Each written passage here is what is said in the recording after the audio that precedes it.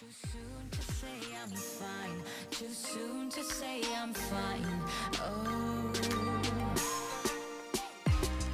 I don't know what to say, what to do, how to make you see. This is nothing to real life, it might just have been a bad dream. You can run, you can hide, but you can't put the blame on me. Because you're acting like a volcano, tending to be my savior. Nothing you do can save us, save us. Because you're acting like a volcano and make me feel outrageous. You keep teasing me, but you're nothing 엔비디아가 130달러에서 최근에 123달러, 124달러까지 지금 하락한 뭐 그런 상황입니다. 지지난주에도 일부 저점에서 올라오자 젠슨왕이 좀 일부 매도가 있었다, 이렇게 생각을 한다면 지난번처럼 이렇게 하락의 트렌드가 이어질 수 있지 않겠느냐, 뭐 이런 우려감이 다소 있는 듯합니다. 단기적으로 보면 130달러에서 더 상승을 못하고 하락을 한 뭐 그런 경우고요. 130달러, 젠슨왕의 평균 매도가가 130달러라고 합니다. 이제 130달러에서 주춤거리는 이유가 또 이제 두들겨 맞을까봐 좀 우려한 뭐 그런 상황인 것 같고요. 추세적으로 이제 140달러 이상까지 돌파할 수 있다, 이런 생각을 한다면 최소한 120달러 선은 일단 지켜지리라, 이런 생각을 일단 하고요. 지난번에 이제 120달러 선까지 시작을 한 뭐 그런 시작점이기도 하고요, 120달러가. 다음 주에 이제 여러 가지 금융 상황이라든가 또 엔비디아 실적 발표 이후에 이게 추가적으로 엔비디아가 과연 140달러를 넘어서 뭐 160달러, 그 다음 200달러까지 상승 가능 여부를 판단을 해보도록 하겠습니다.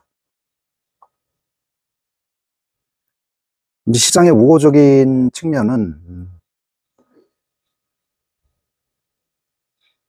일단은 이게 600만 주 정도 된다고 해요. 내년 3월까지 젠슨왕이 매도를 해야 될 물량이 600만 주 정도 된다고 합니다. 그 중에 지금 한 3분의 2 정도가 매도가 돼서 한 200만 주보다 적게 지금 매도 물량이 남았고, 가령 그동안 매도가 다 한 200만 주가 남았다고 하면 나머지는 좀 그 젠슨왕 입장에서도 이런 상황에서 좀 위로 좀 돌파되는 상황을 좀 지켜보지 않을까요? 아직 기간이 한참 남았기 때문에 제 생각인데 뭐 한 상승 후에 이 지점 어딘가 밑가격 즈음에서 어떤 매도할 그런 생각으로 좀 일부 물량을 좀 보유할 수도 있다, 이런 긍정적인 점도 있고요. 금융시장이 지금 9월 금리 인하가 지금 기정사실화되고 있습니다.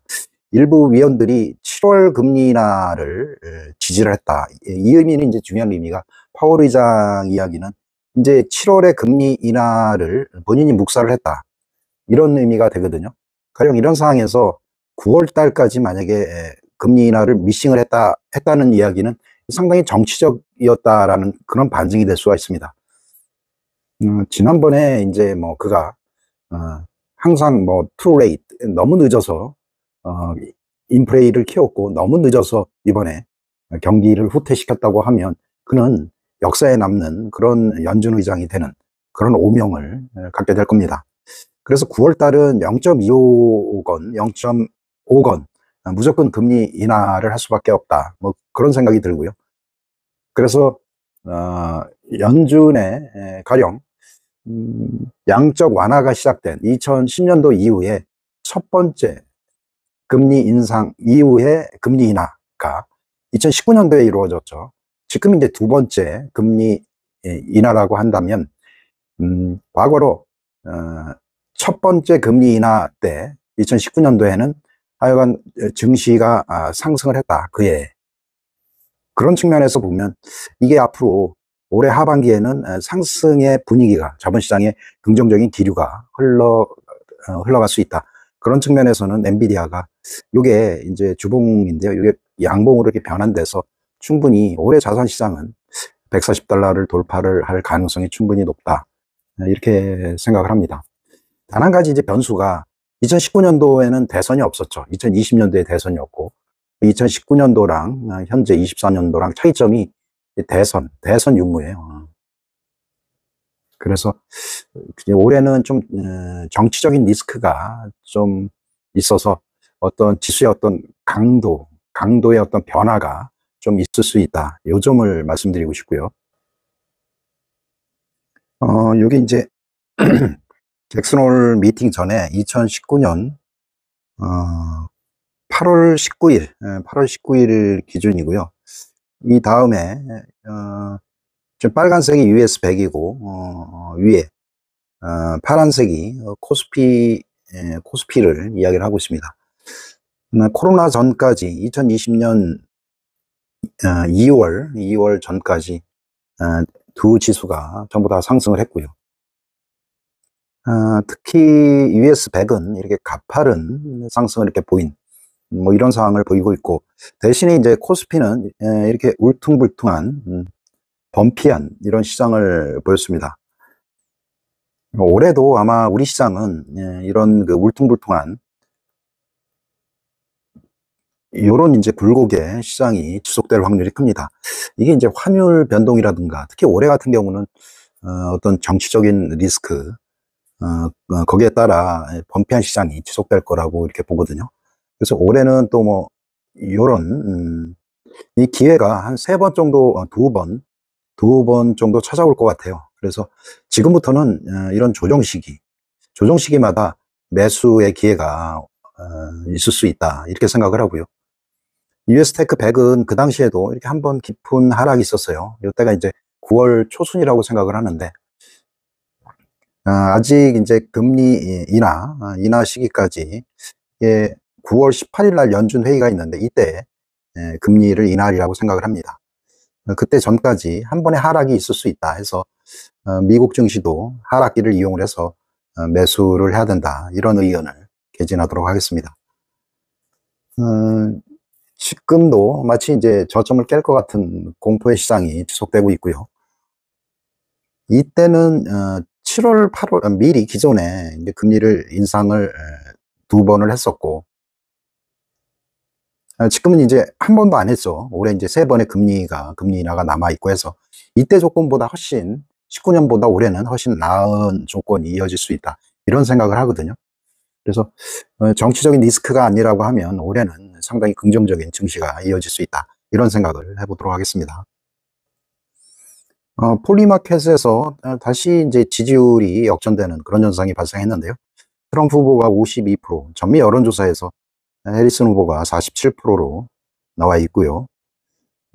지금 이것도 역전된 그런 상황이고요. 일단 컨벤션 효과가 사라진 걸까요? 이제 민주당 전당대회가 어느 정도 마무리가 되는 뭐 그런 상황이고, 지금 펜실베니아주, 미시간하고 위스콘신 이 두 지역은 지금 해리스 후보가 우세한 걸로 그렇게 되어 있고요. 펜실베니아에서 지금 격전이 벌어지고 있는 뭐 그런 상황입니다. 트럼프 후보가 52%로 다시 우세한 그런 상황이고요. 네바다에서도 트럼프 후보가 우세한 걸로 그렇게 나와 있고, 애리조나에서도 트럼프 후보가 우세한 걸로 되어 있고, 조지아주에서도 트럼프 후보가 우세한 걸로 그렇게 되어 있습니다. 존 F 케네디 주니어, 여기 이제 무소속 후보인데요. 이 후보가 지지율이 한 5% 정도 나왔는데, 아직은 밝히고 있지 않지만 이 후보 사퇴를 하면서 8월 중에 트럼프 후보에게 지지를 선언할 것 같냐라는 그런 설문조사가 있었는데, 이게 지금 갈수록 증가를 해서 거의 85%를 육박을 하고 있습니다. 존 F 케네디 주니어, 이 사람이 만약에 트럼프 후보를 지지를 하는 경우에 어떤 지지율이라든가 각종 경합 지역에서 어떤 지지율의 차이가 좀 변동을 보일 수 있다, 이런 생각을 언뜻 해보고요.